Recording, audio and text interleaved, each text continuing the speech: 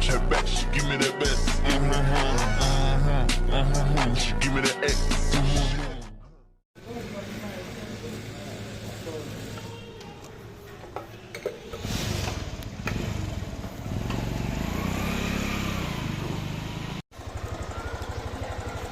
பாடிப்பட்டியில் இருக்காங்க. மதுரை வந்திருக்கோம். நேற்று ஆஃபீஸ் போயிட்டு வந்தோம். என்னடா வண்டி காத்துருக்கிறியா அப்படின்னு கேட்டால் ஆமாங்க, இங்கே இருக்கிற வண்டிக்கு கிட்டத்தட்ட ஒரு 2 வாரமாக வண்டி எடுக்கலை. வண்டி இப்போ தான் பார்த்தீங்கன்னா பெட்ரோலை போட்டு எடுத்துக்கிட்டு இருக்கோம். 20% இருக்குங்க.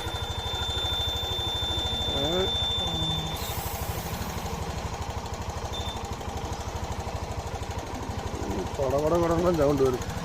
வண்டி ஸ்டார்ட் பண்ணி ஓடாமட்டனால வண்டி கொடலாம் சவுண்டு வருது.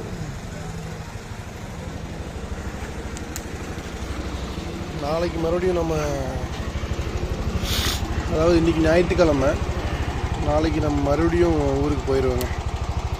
ஊருக்கு போனதுக்கப்புறம் மறுபடியும் நம்ம விளாகு, நம்மளோட அச்சீவ்மெண்ட்டு எல்லாமே ட்ரை பண்ணுவோம்.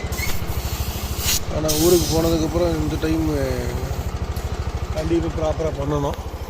பார்த்திங்கன்னா 26% தான் இருந்துச்சு, 40 வைக்கிறோம்.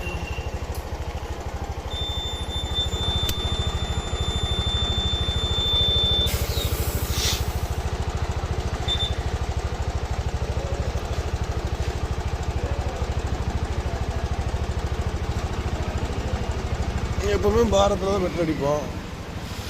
ஆனால் இங்கே பாரத் இல்லைங்க, ஹெச்பி தான் இருக்குது. அதனால் ஹெச்பியில் அடிக்கிறோம். சரிங்க, போய் பால் வாங்கிட்டு போய் டீ வச்சு குடிப்போம். பசங்களாம் பிரித்து கொடுவானுங்க. ரூமுக்கு போயிட்டு கண்டினியூ பண்ணுறேன். மேகலாம் உங்களுக்கு தெரியாது தெரியல. நம்ம ஊர்லாம் அப்படி இருக்குன்னா இங்கே அதுக்கு மேலே இருக்குங்க. பாருங்கள், வேறு லெவலில் இருக்கா. அனைவருக்கும் இனிய காலை வணக்கம். இங்கே ஒரு கன்சல்டிங் இருக்குங்க. இந்த கன்சல்டிங் தான் வேறு லெவலு. வண்டி ஃபுல்லாக இறக்கி வச்சுருப்பானுங்க. கிட்டத்தட்ட பார்த்தீங்கன்னா ஸ்ப்ளெண்டரே பார்த்தீங்கன்னா 20-30 வண்டி நிற்கும் இந்த கம்பெனி. இந்த ஊரில் எப்பவுமே பாட்டு பாடிக்கிட்டே இருக்குங்க. இதுதான் வாடிப்பட்டி. எல்லா பக்கம் இன்றைக்கி கறிக்கடை வெட்டிக்கிட்டு இருக்காங்க.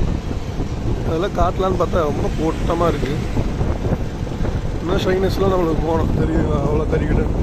இங்கே கறி, அங்கே கடை, ஆப்போசிட்டில் 2 இடத்துக்கு ஒரு கறிக்கடை இருக்கும்.